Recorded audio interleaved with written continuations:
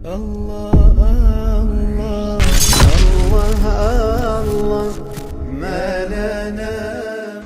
அலைக்கும் வரஹ்மத்துல்லாஹி பரகாத்துஹு. குர்ஆனில் தவறுகளா என்ற இந்த நிகழ்ச்சியில் இதற்கு முன்னால் குர்ஆன் சொல்லக்கூடிய மனித படைப்பில் முரண்பாடுகள் இருப்பதாக சொல்லப்பட்ட பல்வேறு கேள்விகளுக்கு உஸ்தாத் அல்தாஃபி அவர்கள் பல்வேறு விளக்கங்களை நமக்கு கொடுத்துருக்குறாங்க. இன்றைக்கி வேறொரு விஷயங்களை இன்ஷா அல்லாஹ் பார்ப்போம்.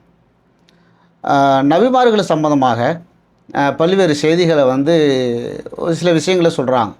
அதுக்கு சில குர்ஆன் வசனங்களையும் அவங்க எடுத்து வச்சு நம்ம சொல்கிறாங்க.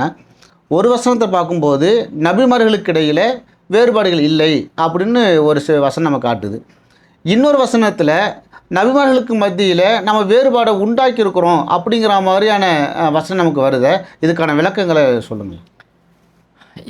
இது மாதிரி 2 வசனங்கள் வருது குர்ஆனில். ஆனால் ரெண்டுமே முரண்பாடு இல்லை.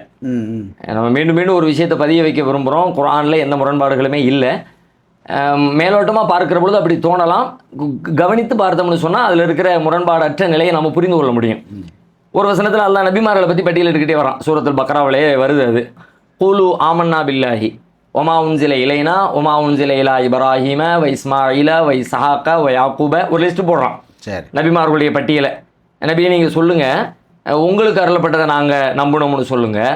உங்களுக்கு முன்னால் இப்ராஹிம் அலைஹிஸ்ஸலாத்துக்கு, இஸ்மாயில் அலைஹிஸ்ஸலாத்துக்கு, இஸ்ஹாக் அலைஹிஸ்ஸலாத்துக்கு, ஈசா அலைஹிஸ்ஸலாத்து உங்களுக்கெல்லாம் அருளப்பட்டதையும் நம்பணும்னு சொல்லுங்கள் அப்படின்னு நபிமார்களையும் அவங்களுக்கு அருளப்பட்ட வேதங்களையும் இறை நம்பிக்கை சார்ந்த விஷயங்களை பேசிட்டு அதை முடிக்கும்போது நானு ஃபர்ரிகு பைன அஹதிம் மின்ஹும் அவங்கள யாருக்கு இடையிலையும் நாங்கள் எந்த வேறுபாடும் காட்ட மாட்டோம்னு சொல்லுங்கள். இப்படி அந்த அத்தியாயத்தை முடிக்கிறான். அது மாதிரி இன்னொரு இடத்துல அல்லாஹ் சொல்லுவான். நமக்கு எல்லாத்துக்குமே பிரபலமான ஒரு விஷயம், ஆமனர் ரசூலு பிமா உன்சில இலைஹி மிர் ரப்பிஹி வல் முஃமினூன் குல்லுன் ஆமன பில்லாஹி வ மலாயிகத்திஹி வ குதுபிஹி வ ருசுலிஹி லா நுஃபர்ரிகு பைன அஹதின் மிர் ருசுலி. அந்த ரசூல்மார்களுக்கு இடையில் எந்த வேறுபாட்டையும் நாங்கள் கற்பிக்க மாட்டோம்னு நாங்கள் சொல்லுவோம், நீங்கள் சொல்லுங்கள் அப்படின்னு. அப்படி தான் மூமின்கள் இருப்பாங்கன்ற பண்பையும் அல்லாஹ் சொல்லி காட்டுறான். இது ஒரு வசனம். இது சொல்லக்கூடிய செய்தி என்னென்னு கேட்டால், நம்பிக்கை சார்ந்த தூதர்கள் என்பவர்கள் தூதர்களை அல்லாஹ் அனுப்பியிருக்கிறான். அவங்களுக்கு பல்வேறு வகையான சோர்ஸு, பல வகையான சோதனை, பல வகையான சிறப்பு எல்லாமே இருக்கிறது. அதை எந்த வகையிலையும் அவங்களுக்கு கொடுக்கப்பட்ட அந்த வாய்ப்புகளை பயன்படுத்தி தூதுத்துவத்தை நிறைவு செய்து விட்டார்கள். இதை பற்றி இந்த வசனம் இந்த நம்பிக்கை சார்ந்த விஷயங்கள் பேசுகிறது. ஆமனர் ரசூல் தூதர் நம்பினார், பிமா உன்சில இலைஹி அவருக்கு அருளப்பட்டதை, வல் மூமினூன் மூமின்களும் நம்பினார்கள். நம்பிக்கை சார்ந்த விஷயத்தை பேசும் பொழுது ஒரு தூதர் அனுப்பப்பட்டிருக்கிறாங்க. அந்த தூதருக்கு வேதம் அருளப்பட்டிருக்கிறது. அவங்க நேர்வழி காட்ட வந்தாங்க. அவங்க பல்வேறு ஊர்களுக்கு வந்தாங்க. அவங்க தங்களுடைய வேலைகளை சிறப்பாக சரியான முறையில் செஞ்சுட்டு போயிட்டாங்க. இது இந்த வசனத்தினுடைய பொருள். அப்போ சிறப்பு அருளப்பட்டதாக வேறுபாடு இருப்பதை போல தோணக்கூடிய அந்த வசனம் என்னன்னு கேட்டால், தில்கர் ருசுலு ஃபல்லல்னா பலகும் அலாபால். அந்த தூதர்கள் அவங்கள சிலரை விட சிலரை நாம மேன்மைப்படுத்தி இருக்கிறோம். சிலரை விட சிலர் அது இதுக்கு முரண்பாட்டை போல மேலோட்டமாக பார்த்தா தெரியுதுன்னு நீங்கள் சொல்கிறீங்கல்ல, அதை கவனிச்சிங்கன்னா அது முரண்பாடு இல்லைன்னு அதிலேயே பதில் இருக்கிறது. என்னன்னு கேட்டால், ஈமான் கொள்ளுகிற விஷயத்தில் தான் நீங்கள் அனைவரையும் சமநிலையில் வச்சு பார்க்கணுமே தவிர, அவங்களுக்கு தனியான ஒவ்வொருத்தருக்கும் ஒவ்வொரு வகையான சிறப்புகளை எல்லாம் கொடுத்து தான் இருக்கிறான். அந்த சிறப்புகளை அந்த வசனத்திலே எல்லாம் பட்டியல் போடுறான். மின்ஹும் கல்லம் அல்லா, அவங்கள சில பேர் இருக்கிறாங்க. அவங்க என்னன்னு கேட்டால், அல்லாஹ் அவங்களோடு நேரடியாக பேசினான். இப்போ அல்லாஹ்வோடு நேரடியாக பேசுறதுக்கு ஒரு சிறப்பு தானே. இந்த சிறப்பு எந்த தூதருக்காக வழங்கப்பட்டிருக்கா? மூசா நபிக்கு தான் வழங்கப்பட்டிருக்கு, மற்ற தூதர்களுக்கு வழங்கப்படலை. இப்போ ரசூலுல்லாஹ் இருக்கிறாங்க. ஒமா அர்சல்னாக இல்லா காஃபத்தல் லின்னாஸ், மனித குலம் முழுமைக்கும் உங்களை நாம தூதராக அனுப்பியிருக்கிறோம். இந்த சிறப்பு வேறு தூதர்களுக்கு வழங்கப்பட்டிருக்கிறதா? இல்லை. அதே நேரத்தில் வேறு தூதர்களுக்கு வழங்கப்பட்ட பல சிறப்புகள் ரசூலுல்லாஹ்வுக்கு வழங்கப்படலை. நபிகளாருக்கு ஒரு சிறப்பு இருக்கிறது. அந்த சிறப்பை போல மற்றவர்களுக்கு வழங்கப்படாது தனிச்சிறப்பாக வழங்கப்பட்டிருக்கிறது. மற்றவர்களுக்கு வழங்கப்பட்ட தனிச்சிறப்பு பல விஷயங்கள் நபிகளாருக்கு வழங்கப்படாமல் இருந்திருக்கிறது. அப்போ அவங்களுடைய சிறப்புகள், அவங்களுக்கான வாய்ப்புகள், அவங்களுக்கான சோதனைகள் அது வேற வேற வேற வேற அதில் வேறுபாடு உண்டு. அது வேறுபாடு இல்லாமல் ஒரே மாதிரி ஒரே பேட்டர்னில் எல்லா தூதரையும் அனுப்பினான்னு அல்லாஹ் சொல்லவே இல்லை. ஆனால் நாம் வேறுபாடு காட்டக்கூடாதுங்கிறது என்னென்னா, அவர் தூதர் என்பதில் வேறுபாடு கிடையாது, தூதருக்கான அந்தஸ்தில் வேறுபாடு கிடையாது, தூதருக்கு வழங்கப்பட்ட வேதத்தில் வேறுபாடு கிடையாது. இந்த வேதம் உயர்ந்தது, அந்த வேதம் தாழ்ந்தது, இந்த தூதர் தான் ரொம்ப பெஸ்ட்டு. ஏன்னா இதே மாதிரி ஒரு நிகழ்ச்சி ரசூலுல்லாஹ் காலத்திலே நடந்துச்சு. ரசூலுல்லாஹ் காலத்திலே ஒரு யூதருக்கும் முஸ்லீமுக்கும் இடையே ஒரு பஞ்சாயத்து வந்துச்சு.